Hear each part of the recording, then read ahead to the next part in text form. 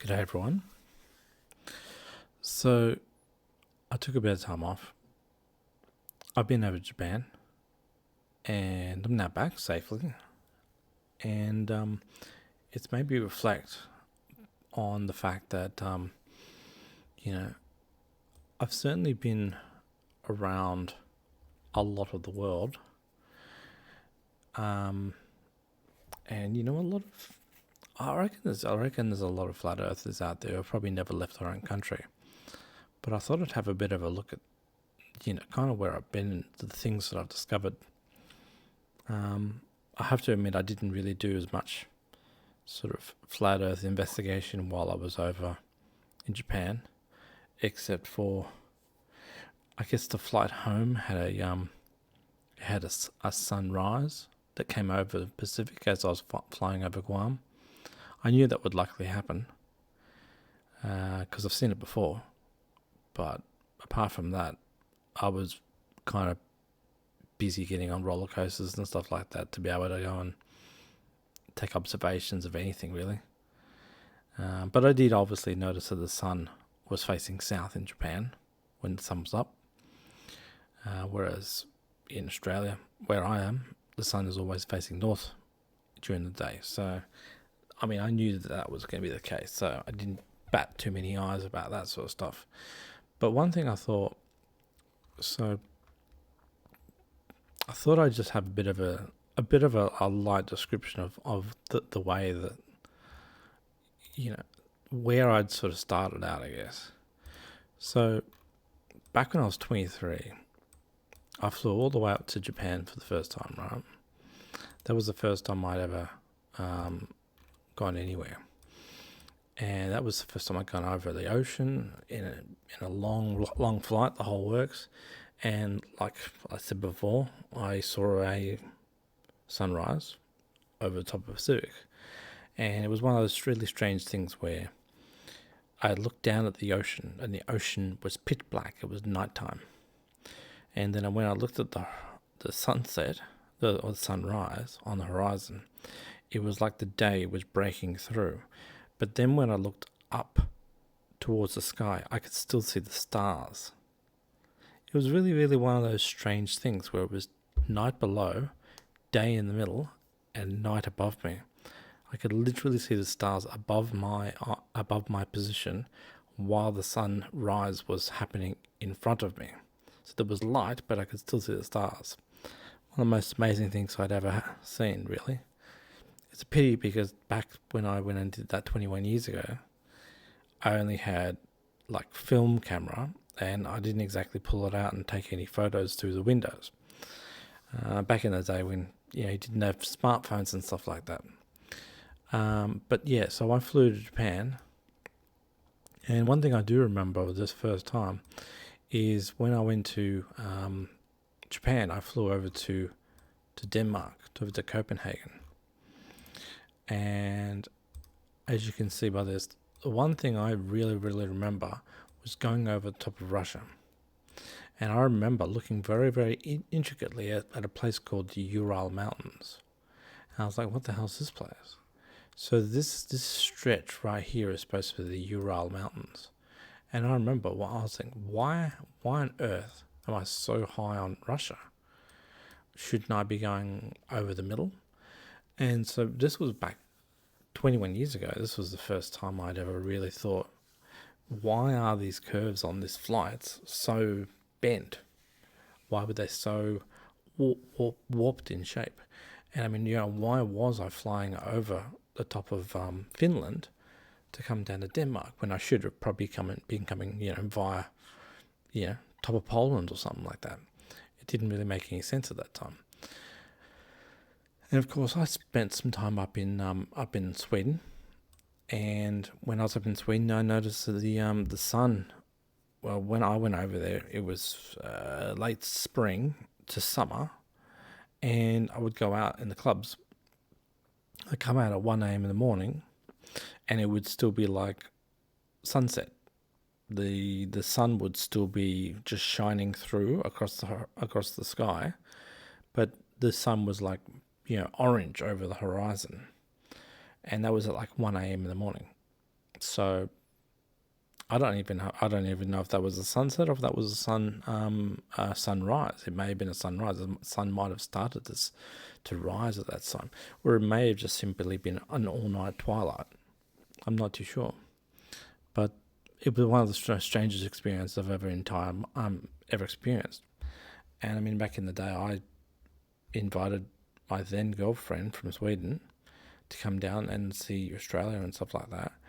And she was surprised when I told her that we don't have a white Christmas in Australia, that we have Santa on the back of a Harley Davidson with a singlet on because it's hot in Australia for Christmas. She thought that the whole world would have white Christmases. So, but a little bit of, cultural differences right there that was different to both of us. But so I've obviously traveled all the way up over the Pacific, over the top of Russia. I even made it down through Denmark, through Germany, up through Norway. I think Oslo was one of my highest locations, aside from the fact that this flight does go higher than that. But that was my highest location of where I actually went, from a walking perspective. And of course over to Stockholm. And of course, I went down into Germany, into this sort of region, into Flensburg. And I've also been down to Paris, London, and over to Dublin as well. It's a shame that I haven't been to Spain, Italy, or Greece, because I do want to go down there. But I mean, essentially, I've been over to Europe. I've been into Asia. So I might just clear this. So that was one leg of some European things I've done. Now, I've obviously, I've done sunsets in Cairns as well. So I've done something in Cairns. Been in Cairns twice now. I've also been over to Singapore. I've also been to Bangkok. Oh, sorry, just do that one. Distance to here. I've also been to Bali, Phuket. I've been to Manila.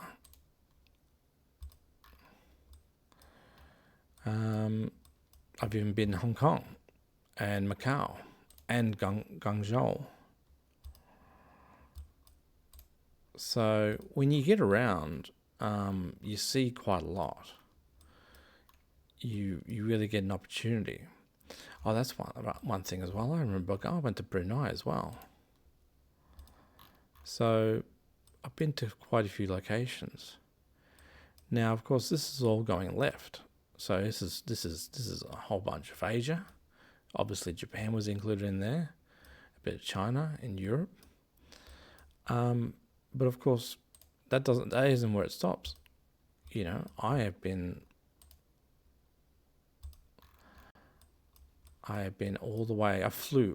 This is one, absolute flat earth killer. So I've flown from Melbourne all the way to Dallas Fort Worth, right here in the airport, somewhere in the middle of here. So that full on goes straight over the top of Mexico. That was probably the biggest flight I've ever been on my entire life. It took forever, like 14 hours. It was massive.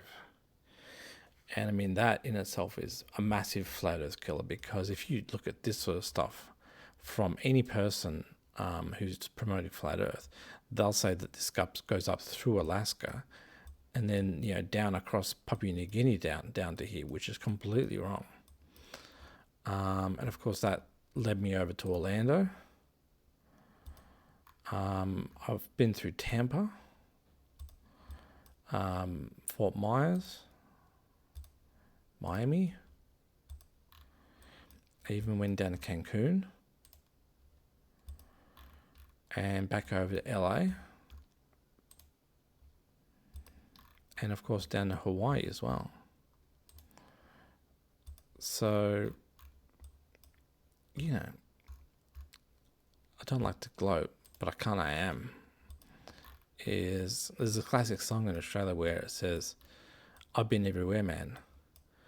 Now I have to admit that I haven't been to South America, where the final experiment started off, and I've yet to been to Africa or the Saudi Arabian Peninsula, or anywhere in the Indian region.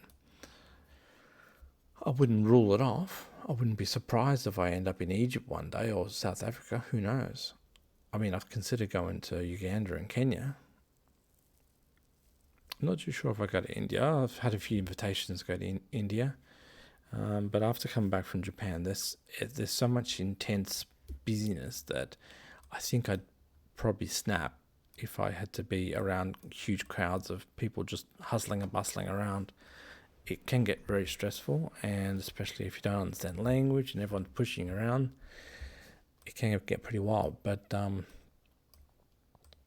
don't know. I just thought I would just talk about the fact that, like, I've traveled a lot around this globe, and there's probably one thing that maybe I probably do need to do in the future to be able to complete the loop is maybe to fly to New York and then fly to London, and then that way I know that I've gone across the Atlantic, and then I'll know that from my explorational perspective, I've circumnavigated the Earth. But at this point in time, I've gone far left and I've gone far right, but I have not finished. I've not connected that last connection there. Maybe in the future. Maybe we'll see how we go. But yeah, I don't know. I think this is something I'd encourage flat earthers to do, is to get out, go out and explore. You learn new things. You learn more things about your own country when you go overseas. You think that you're going to go across and learn things about their country, and you do. But when you go overseas, you actually learn things about your own country. You actually learn things about your own culture. And so it expands your own mind to what's great about your country or what's terrible about your country. Because, I mean, I have to admit, when I went to Japan, the few things I noticed was there's no rubbish bins anywhere. We literally had to put our rubbish into our backpacks and carry it around Tokyo all day long.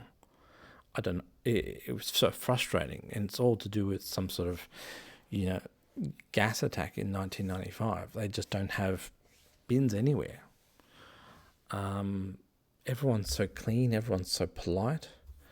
I never felt ever in danger when I was in Japan.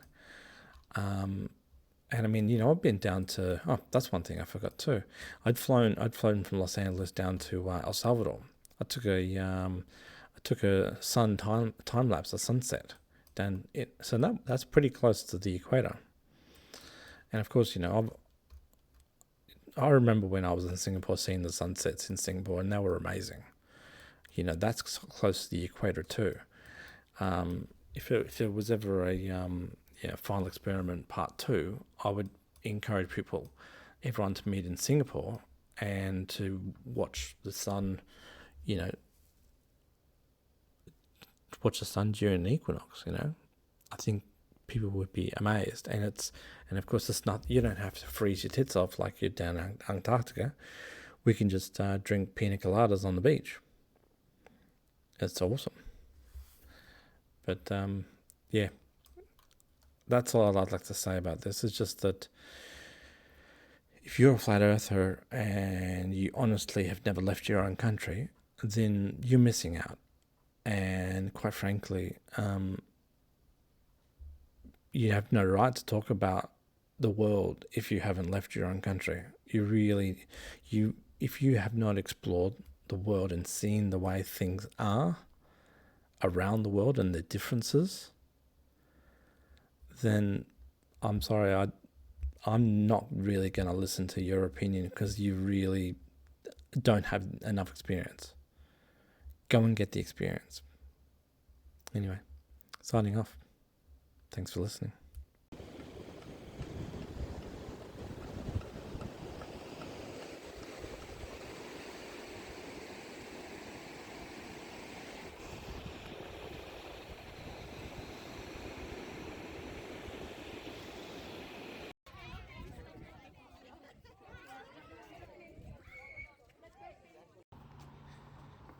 Look at that park. You know, I never really imagined it looked like this. I had some idea, but not like this. Just chilling down. What is it? Hyde Street Pier. You can see straight through that gap over there. I think that's Alcatraz straight to the centre. And of course, North Shore over there. And that highway straight to the Golden Gate. Maritime Museum. And of course, this Ghirardelli place. It's pretty calm.